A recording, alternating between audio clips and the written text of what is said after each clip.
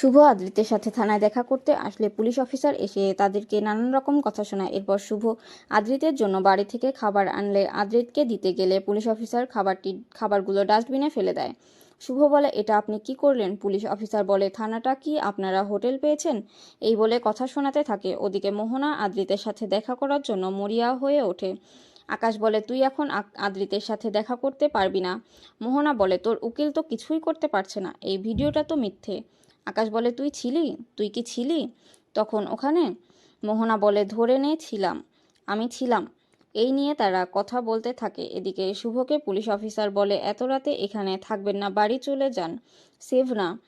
শুভ বলে, আপনি তো এর আগেও আমার সাহস দেখেছেন, আর থানায় দাঁড়িয়ে যদি একটা মহিলা সেভ না থাকে তাহলে তো হায়ার অথরিটি আছেই। এই বলে অফিসারের মুখ বন্ধ করে দেয়। ওদিকে মোহনা আকাশকে সমানে বলতে থাকে, আমি আয়ানের সাথে দেখা করব। আকাশ বলে, ঠিক আছে, আমি এর একটা ব্যবস্থা করছি। এই বলে গাড়ি থেকে নেমে তার মাকে একটা ওষুধ দিয়ে বলে, এটা ওকে খাইয়ে দেবে খাবারের সাথে, যাতে ও সবসময় ঘুমিয়ে থাকে।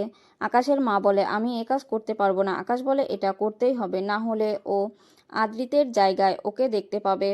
এদিকে উকিল শুভকে বলে, আপনার স্বামী তো ঠিক করে কিছুই বলতে পারছে না, আমার তো এখন ওনাকে সন্দেহ হচ্ছে।